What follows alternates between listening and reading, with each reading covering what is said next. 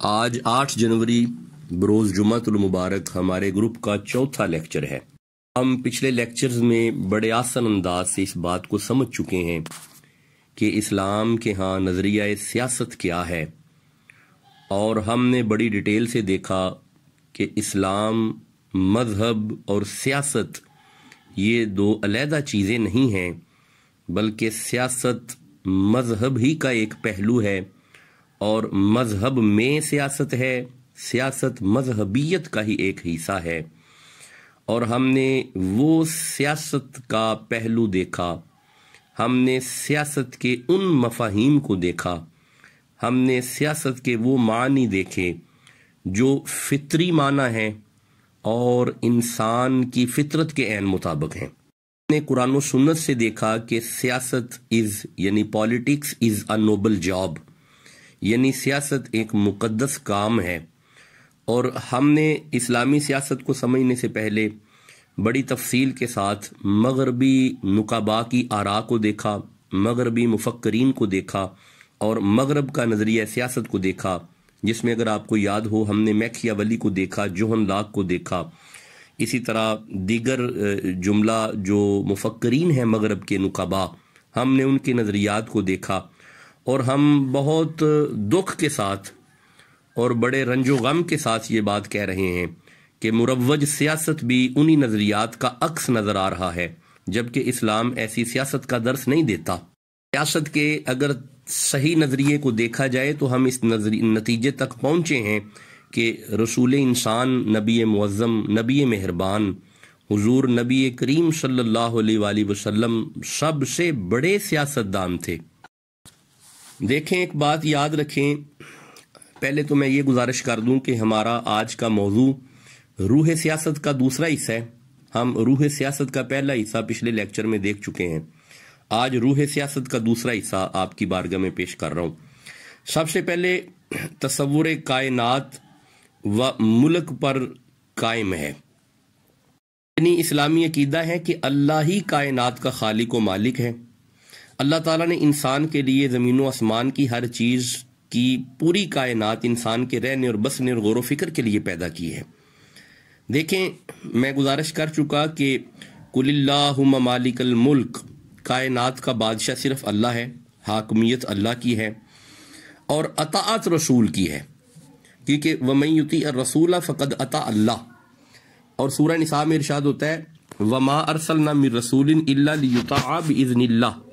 تیسرے نمبر پہ اطاعت اولو الامر کی ہے، لیکن اگر اولو الامر بھی اللہ کے قوانین سے ہٹتا نظر آئے تو پھر واپس اللہ اور رسول کی طرف ہی رجوع کرنا ہوگا، یہ ہم بات کر چکے پہلے۔ ہم نے تصور خلافت کو دیکھا، جیسے ارشاد ہوتا ہے انی جاعل فی الارض خلیفہ، تو یہ خلافت اللہ کی طرف سے ایک امانت ہے جو اختیارات انسان کو ملے ہیں۔ انسان ان اختیارات کا مالک نہیں ہے بلکہ امین ہے۔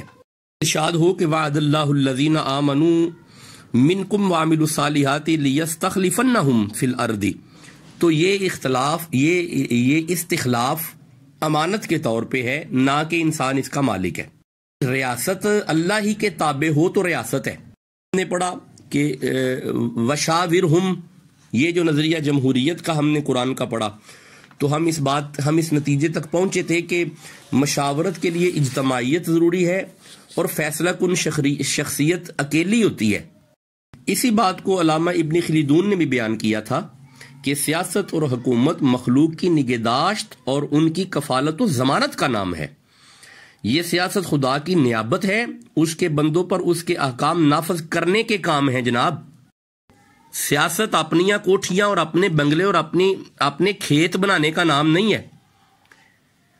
سیاست گاؤں میں اپنے روب و دبدبا کو جمانے کا نام نہیں، بلکہ سیاست تو قوم کو پالنے کا نام ہے، ان کی کفالت کا نام ہے۔ آئیے آج ایک نئے قول کا اضافہ کرتے ہیں۔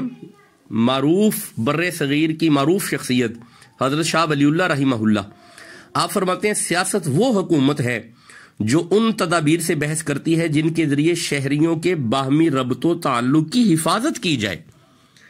جناب، سیاست شہریوں کی حفاظت کا نام ہے اور ان کے ربط و تعلق کی حفاظت کا نام ہے۔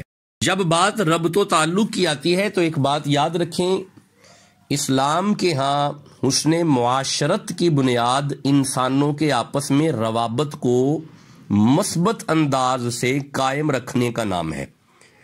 میں ایک عرض کرتا ہوں یہاں پہ ایک خوبصورت جملہ، امت مسلمہ کے نزدیک یعنی اسلام کے نزدیک یعنی شریعت مطہرہ کے نزدیک غیر مسلموں کے ساتھ جو مسلمان نہیں ہیں، اسلام ان کے ساتھ بھی تعلقات یعنی سازگاری پر مباحث کرتا ہے۔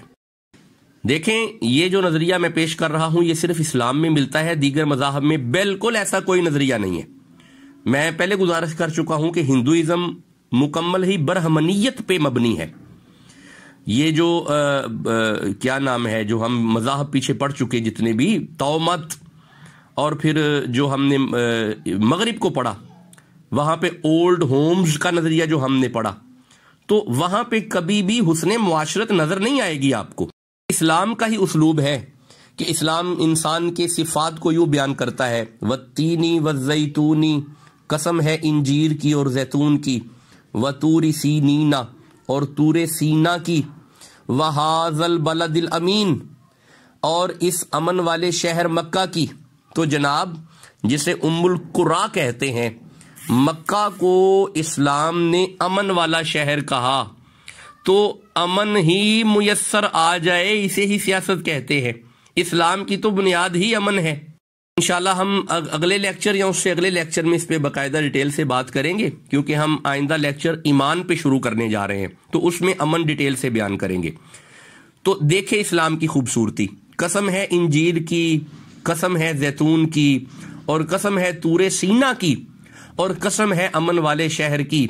اتنی قسمیں اٹھانے کے بعد جسے ایک بھی قسم اٹھانے کی ضرورت نہیں ہے، وہ پروردگار 4 قسمیں اٹھا کے فرما رہا ہے، لَقَدْ خَلَقْنَا الْإِنسَانَ فِي أَحْسَنِ تَقْوِيمٍ، ہم نے انسان کو بہترین ساخت پر پیدا کیا، یعنی that we have created man in the best and not noble form، یعنی فطرت انسان احسن تقویم ہے، یعنی انسان کہتے ہی اسے ہیں جس کی فطرت میں حسن اخلاق ہوں۔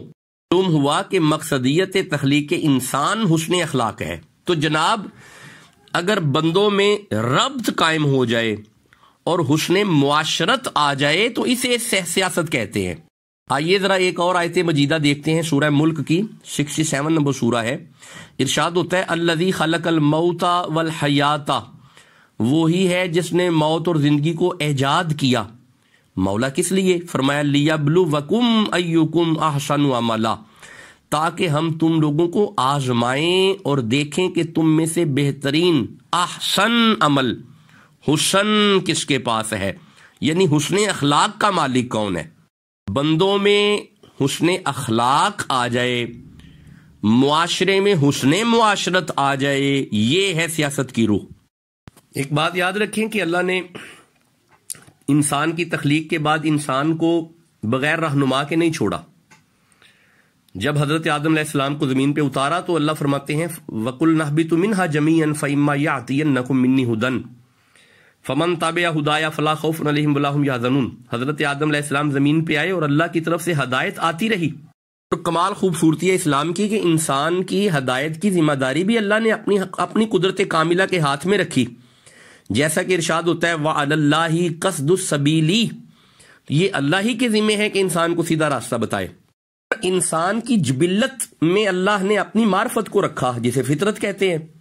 اچھا چلیں آئیے آج ذرا دیکھتے ہیں یہ فطرت بھی کیا ہے۔ ایک بڑا لفظ بولا جاتا ہے کہ اسلام دین فطرت ہے، بندے کی فطرت میں یہ بات شامل۔ یہ فطرت کیا ہے؟ آئیے ذرا فطرت کو دیکھتے ہیں۔ علامہ راغب اصفہانی رحمہ اللہ المفردات فی غرائب القرآن لغت کی بہترین کتاب ہے۔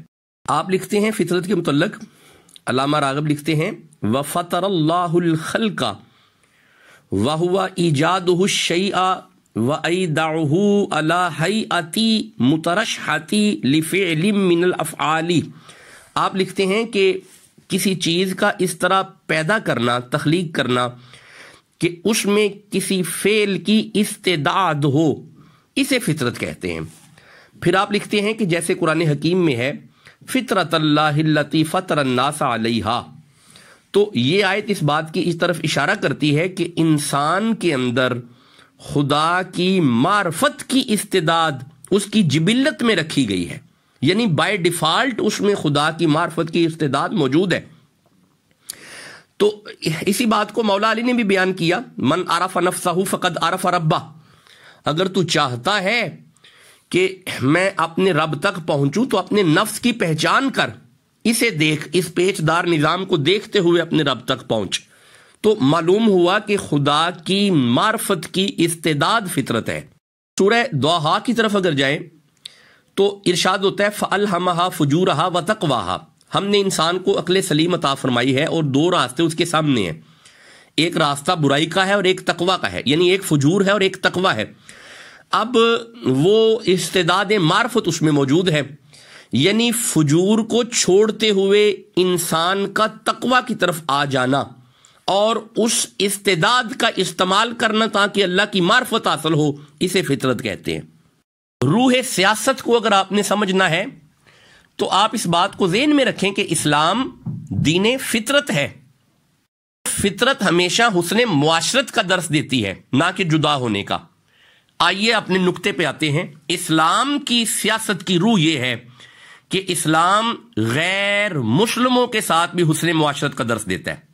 یہ بات یاد رکھیں کہ اسلام ایک سے زائد افراد، اقوام اور مذاہب کے ماننے والوں کے مابین سازگاری کو درس دیتا ہے اور سازگاری کو فروغ کرنے کا درس دیتا ہے۔ سازگاری اسلامی سیاست کی روح ہے۔ حکیم کی طرف اگر جائیں تو دیگر مذاہب اور قوموں کے ساتھ سازگاری کا ایک اہم ذریعہ قرآن میں مکالمہ کی صورت میں نظر آتا ہے۔ وجہ ہے کہ نبی معظم، نبی مہربان صلی اللہ علیہ وآلہ وسلم نے دیگر مذاہب کے ساتھ اپنے مکی اور مدنی دور میں مکالمات کیے تاکہ سازگاری قائم رہے۔ یہ ہے سیاست۔ سیرت نبی صلی اللہ علیہ وآلہ وسلم کا اگر مطالعہ کریں تو یہ بات ہمارے سامنے کھل کے سامنے آئے گی کہ آپ نے سرداران قریش، یہود و نصارہ اور دیگر سلاطین سے انفرادی اور اجتماعی سطح پر مکالمات کیے۔ ان مکالمات کا مقصد وہی سیاست جو ایک خوبصورت اور خوشنما اور ایک مقدس کام ہے، اور ان مکالمات کی وجہ تاکہ سازگاری قائم رہے۔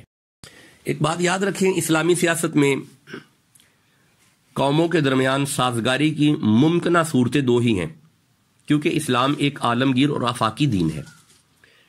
یہی وجہ ہے کہ اللہ تعالیٰ نے اپنے لیے رب العالمین اور اپنے نبی کے لیے کافۃ للناس اور رحمت للعالمین کے الفاظ استعمال کیے ہیں۔ اگر اسلامی سیاست کی روح کو سمجھنا ہے تو سازگاری، یعنی دیکھیں ایک ہی معاشرے میں مختلف طبقات رہ رہے ہوتے ہیں نا۔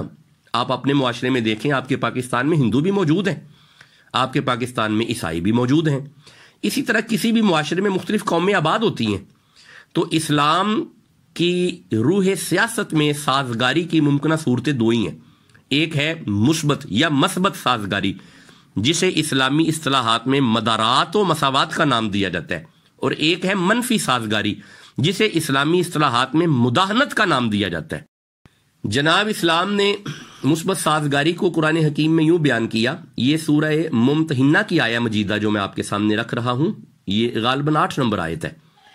اسلام قرآن ارشاد فرماتا ہے، بسم اللہ الرحمن الرحیم، لا ینہاکم اللہ عن الذین لم یقاتلوکم فی الدین ولم یخرجوکم من دیارکم ان تبروہم وتقسطوا الیہم ان اللہ یحب المقسطین، یعنی اللہ تمہیں اس بات سے نہیں روکتا کہ تم ان لوگوں کے ساتھ نیکی اور انصاف کا برتاؤ کرو جنہوں نے دین کے معاملہ میں تم سے جنگ ہی نہیں کی اور تمہیں تمہارے گھروں سے نہیں نکالا۔ اللہ انصاف کرنے والوں کو پسند کرتا ہے۔ جناب اس آیت مجیدہ کو اگر دیکھیں تو اسلامی سیاست کی روح یعنی مثبت سازگاری، اس کی سب سے بڑی مثال میثاق مدینہ کی ہے، جبکہ اس کے برعکس اسلام نے منفی سازگاری کو مداہنت کے نام سے موسوم کیا ہے۔ دیکھیں اگر اسلامی تاریخ کا مطالعہ کریں تو منفی سازگاری کو فروغ دینے کے لیے نبی معظم صلی اللہ علیہ وآلہ وسلم کو ہر قسم کا لالچ اور طمع دیا گیا، لیکن آپ صلی اللہ علیہ وآلہ وسلم نے ان کی ہر پیشکش کو پشتے پست ڈال کر اسلام کی حقانیت کو واضح کیا۔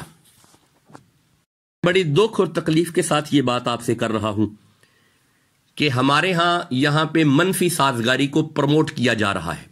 آپ غور کر کے دیکھیں، پچھلے دنوں ایک اعلان ہوا، میں نہیں نام لینا چاہتا، آپ سب جانتے ہیں کہ ہندوازم اور ہندوؤں کے دیوتاؤں کو پروموٹ کیا گیا، مندروں کو پروموٹ کیا گیا۔ اسلام انہیں پروموٹ کرنے کا حکم نہیں دیتا، وہاں پہ اسلام مداحنت کا حکم دیتا ہے کہ اسلام دیگر مذاہب کے ساتھ مثبت سازگاری قائم کرنے کا تو خواہاں ہے، لیکن منفی سازگاری کی حمایت نہیں کرتا۔ یہ ہے اسلامی سیاست، کیونکہ جو مداحنت ہے نا، اس کی بنیاد مفاد پرستی ہوتی ہے۔ سورہ قلم پڑھے نا جی، جہاں پہ ارشاد ہوتا ہے وَدُّو لَوْ تُدْهِنُوا فَيُدْهِنُونَ، یہ تو چاہتے ہیں کہ کچھ تم مداحنت کرو تو یہ بھی مداحنت کرے۔ اس آیت کو اگر دیکھیں تو علامہ ابن جریر طبری رحمہ اللہ آپ لکھتے ہیں کہ مشرکین نے خواہش کی کہ اے محمد، اگر آپ اپنے دین میں ان مشرکین کے خداؤں کی 1 سال تک عبادت شامل کر لیں تو وہ بھی آپ کے خدا کی 1 سال تک عبادت کریں گے۔ نا جناب، اسلام یہاں پہ کمپرومائز نہیں کرتا۔ مثبت سازگاری کی حد تک اسلام میں کشن موجود ہے، لیکن جہاں پہ معاملہ عقائد کا آ جائے، یعنی توحید کا معاملہ آ جائے، عقیدہ رسالت کا معاملہ آ جائے، عقیدہ ختم نبوت کا معاملہ آ جائے، مقام ولایت کا معاملہ جہاں پہ آ جائے، وہاں پہ کسی قسم کی سازگاری کی گنجائش نہیں ہے۔ عہد نبوی میں مثبت سازگاری کی بڑی مثالیں ملتی ہیں۔ میں پیش کرتا ہوں مثال آپ کے سامنے۔ غزوہ خیبر کے فتح کے بعد جو خیبر کی زمین تھی مسلمانوں کے قبضوں میں آ گئی، لیکن یہودیوں نے درخواست کی کہ یہ زمینیں ان کے قبضے میں ہی رہنے دی جائیں اور وہ اس کے بدلے میں مسلمانوں کو پیداوار کا نصف حصہ ادا کریں گے۔ تو نبی کریم صلی اللہ علیہ وآلہ وسلم نے ان کی التجا کو قبول کر لیا۔ کٹائی کا وقت آیا تو غلہ 2 حصوں میں تقسیم کیا گیا۔ یہ بھی کہا گیا کہ یہودی جو حصہ چاہیں لے سکتے ہیں۔ تو اس آفر کو دیکھ کے یہودی کہہ اٹھے تھے کہ ایسا عدل و انصاف، یہ وہ عدل و انصاف ہے جس کی وجہ سے آج زمین و آسمان قائم ہے۔ مثبت سازگاری، جناب اسلامی سیاست کی روح مثبت سازگاری ہے۔ ایک اور مثال آپ کو دیتا ہوں۔ نبی معظم صلی اللہ علیہ وآلہ وسلم نے نجران کے عیسائیوں کو مسجد میں ٹھہرا کر انہیں اپنے مذہب کے مطابق نماز ادا کرنے کی اجازت دی۔ یہ ہے مثبت سازگاری۔ الطبقات الکبریٰ میں محمد بن ابن سعد نے لکھا ہے، ایک اور مقام پر نبی کریم صلی اللہ علیہ وآلہ وسلم نے وفد نجران سے گفت و شنید کے بعد ایک معاہدہ طے کیا کہ ان کی جانیں، ان کا مذہب، ان کی زمینیں، ان کے مال، ان کے قافلے اور ان کی مورتیوں میں کوئی تغیر و تبدل نہیں کیا جائے گا، لیکن ان کی حفاظت نہیں ہم کریں گے، حفاظت وہ خود کریں گے۔ ان کی عبادت کو پروموٹ نہیں کریں گے، نہیں ہم ان کی عبادت کے چرچے کریں گے، ہم حسن معاشرت انسانیت کے ناطے سے صرف انہیں تحفظ میسر کریں گے۔ آئیے خلفائے راشدین کا دور دیکھتے ہیں۔ حضرت ابوبکر صدیق رضی اللہ تعالیٰ عنہ کا زمانہ ہے۔ جو ممالک آپ نے فتح کیے، وہاں کے غیر مسلم باشندوں کے حقوق کی نگہبانی کی، حقوق کی۔ حضرت فاروق اعظم کا زمانہ اگر دیکھیں، طبرستان کے علاقے فتح ہوئے تو ان سب کے ساتھ ان کے مذہبی امور میں دست اندازی نہ کرنے اور ان کی شریعت کو باقی رکھنے پر معاہدے کیے گئے۔ حضرت عثمان غنی کا دور اگر دیکھیں تو فتوحات میں جو لونڈیاں گرفتار ہوئیں تو آپ نے ان میں سے کچھ نے تو اسلام قبول کر لیا، لیکن جنہوں نے نہیں قبول کیا انہیں اپنے سابقہ مذہب پر رہنے کی اجازت دی۔ مثبت سازگاری اسلامی سیاست کی روح ہے۔ حضرت مولا علی کی طرف آتے ہیں۔ ہاں جب آپ کے قاتل ابن ملجم کو آپ کے مرگ بستر پر لایا گیا تو اس کو دیکھ کر فرمایا، اس کو اچھا کھانا کھلا دو، اس کو نرم بستر پر سلا دو، اگر میں زندہ بچ گیا تو اسے معاف کرنے یا قصاص لینے کا پورا اختیار رکھوں گا، اور اگر میں مر گیا تو اس سے معمولی قصاص لینا۔ یہ ہے، ان تمام دلائل سے یہ بات واضح ہوتی ہے کہ ایک ہی معاشرے میں رہنے والی مختلف قوموں کے ربط کو قائم رکھنا روح سیاست ہے۔ دیکھیں، یہی وجہ ہے کہ اسلام بین الاقوامی تعلقات کا فروغ دیتا ہے۔ بڑا کمال کا موضوع ہے آج کا جو میں آپ کی بارگاہ میں رکھ رہا ہوں۔ سیاست کا ایک خوبصورت پہلو ہمارے سامنے آج آ رہا ہے اگر غور کریں تو۔ دیکھیں، ہم نے دیکھا سیاست کی روح کفالت ہے، سیاست کی روح حسن معاشرت ہے، سیاست کی روح اجتماعی نظم ہے۔ تو آج ہم دیکھ رہے ہیں کہ سیاست کی روح انسانوں کے یعنی بین الملک اور بین الاقوامی تعلقات کو استوار رکھنا سیاست ہے۔ اسلامی سیاست کبھی بھی قوموں کو آپس میں ٹوٹنے نہیں دیتا، بلکہ اسلامی سیاست ساری قوموں کو آپس میں مربوط رکھنے کا نام ہے۔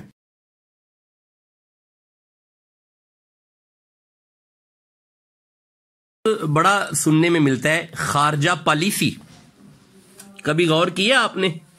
یہ خارجہ پالیسی یہ جو جملہ ہے نا، ان تمام دلائل سے یہ بات واضح ہوتی ہے کہ ایک ریاست اور حکومت ہے جسے دوسری ریاستوں، حکومتوں اور قوموں کے ساتھ اپنے معاملات چلانے اور دنیا میں ان کے ساتھ مل جل کر رہنے کے لیے کوئی طریقہ کار اور اصول و قوانین طے کرنے ہیں، اسے کہتے ہیں خارجہ پالیسی۔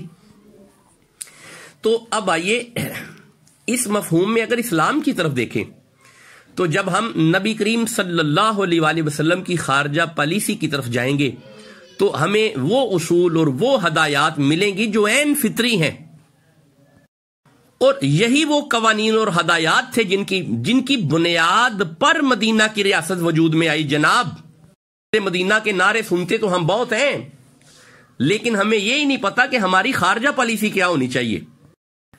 اسلام کی خارجہ پالیسی کی خوبصورت تصویر اگر آپ نے دیکھ لی ہو تو نبی کریم صلی اللہ علیہ وآلہ وسلم کے خطوط کا مطالعہ کریں جو آپ نے مختلف حکمرانوں کو ارسال فرمائے، پھر ان معاہدات کا جائزہ لیں جو آپ نے مختلف قوموں اور ریاستوں کے ساتھ کیے، پھر آپ ان وفود کو دیکھیں جن وفود نے جا کے نبی معظم کی طرف سے گفتگو فرمائی، اور پھر وہ وفود جو خود نبی پاک کے پاس تشریف لائے، نبی معظم کا ان کے ساتھ کیا رویہ تھا اسے دیکھیں، پھر آپ کو سمجھ آئے گی اسلام کی خارجہ پالیسی کیا کہتی ہے۔ دیکھیں قرآن حکیم میں دوسری قوموں کے ساتھ معاملات کے بارے میں بہت سی آیات نازل فرمائی، اور ظاہر بات ہے کہ نبی کریم صلی اللہ علیہ وآلہ وسلم کی خارجہ پالیسی بھی انہی آیات کی بنیاد پر تھی۔ نبی معظم صلی اللہ علیہ وسلم کی خارجہ پالیسی کو اگر میں بیان کروں، یعنی اسلام کی خارجہ پالیسی کو اگر میں بیان کروں انٹرنیشنل لنکس، تو جناب نبی اکرم رسول انسانیت ہیں، اور آپ کی دعوت و نبوت پوری نسل انسانیت کے لیے ہے۔ آپ نے مکہ مکرمہ میں نبوت کے منصب پر فائز ہونے کے بعد جب سب سے پہلا خطاب کیا تو آپ کے لفظ یہ تھے یا ایھا الناس۔ تو جناب یہ لفظ الناس اس بات کی دلیل ہے کہ آپ صرف قبیلہ قریش سے مخاطب نہیں تھے، آپ صرف عربوں سے مخاطب نہیں تھے، بلکہ آپ انسانیت سے مخاطب تھے۔ آج گلوبلائزیشن کا رولا مغرب ڈال رہا ہے کہ ہم نے بندوں کو گلوبلائز کیا ہے۔ خبردار، یورپ نے گلوبلائز نہیں کیا۔ جب رسول کی زبان سے ایھا الناس نکلا تھا، انسانیت اسی وقت گلوبلائز ہو چکی تھی۔ آپ اگر مطالعہ کریں تو سارے انبیاء اپنی اپنی قوم کی طرف آئے۔ دیکھیں جناب ہود علیہ السلام کو دیکھیں، جناب شعیب علیہ السلام کو دیکھیں، جناب نوح علیہ السلام کو دیکھیں، تو وہ اپنی اپنی قوم کی طرف آئے۔ جب باری رسول انسانیت کی آئی تو اللہ فرماتے ہیں قل یا ایھا الناس انی رسول اللہ الیکم جمیعا، تو میرا رسول تو انسانیت کی طرف رسول ہے۔ تو دیکھیں یہ ہے گلوبلائز۔ تو ہم پورے وثوق کے ساتھ کہہ سکتے ہیں، برملا یہ بات کہہ سکتے ہیں کہ تاریخی حقیقت یہی ہے کہ رنگ و نسل، قومیت، جغرافیہ اور زبان وغیرہ کی حدود سے بالا تر ہو کر پوری نسل انسانیت کو اپنی دعوت و خطاب کا عنوان سب سے پہلے جس نے بنایا اس بہت بڑے سیاسی شخصیت کو حضرت محمد صلی اللہ علیہ وآلہ وسلم کہتے ہیں۔ المختصر آج کے لیکچر میں گزارش یہ ہے کہ اسلامی سیاست کی روح انسانوں کو آپس میں مربوط کرنے کا نام ہے۔ اسلامی سیاست کی روح انسانوں کے پیٹ کو کاٹنے نہیں بلکہ ان کے پیٹ کو پالنے کا نام ہے۔ انسانی سیاست کی روح انسان کو انسان کے قریب کرنے کا نام ہے۔ اسلامی سیاست کی روح انسانوں میں یہ جو طبقات کی تقسیم ہے مال و دولت کی وجہ سے اسے ختم کرنے کا نام ہے۔ اسلامی سیاست کی روح اسلام کے قوانین کو نافذ کرنے کا نام ہے۔ اسلامی سیاست کی روح وسائل کے تقسیم کرنے کا نام ہے، آمدنی کے تقسیم کرنے کا نام ہے، گردش دولت کا نام ہے، ترجیحات کے تعین کا نام ہے۔ فطری نظام یعنی نظام اسلام کے نفاذ کا نام ہے، جامع معاشی سکیم کا نام ہے، منصفانہ تقسیم دولت کا نام ہے، سیاست عدل و مساوات کا نام ہے۔ سیاست اسلام کا وہ نظام گردش دولت یعنی زکوٰۃ، عشر، صدقات واجبہ، انفاق اور وراثت کی صحیح تقسیم کا نام ہے۔ اسلامی سیاست کی روح اعتدال و توازن کا نام ہے۔ اسلامی سیاست کی روح بے جا خرچ کی مذمت کا نام ہے۔ اسلامی سیاست کی روح فطری عدم مساوات کا نام ہے، معیشت کا اخلاق سے تعلق کا نام ہے، فلاح عامہ کا نام ہے، مضبوط نظام مالیات کا نام ہے، سرمایہ دارانہ نظام اور نظام اشتراکیت کو توڑ کر، کمیونزم کو توڑ کر صحیح اسلامی نظام کے نفاذ کا نام سیاست ہے۔ معلوم ہوا کہ سیاست ایک دینی فریضہ ہے۔ سیاست خدا کے عطا کردہ اختیارات کو مثبت پہلوؤں میں استعمال کرنے کا نام ہے۔ سیاست اجتماعی نظم کا نام ہے۔ جیسا کہ امام راغب اصفہانی نے بھی لکھا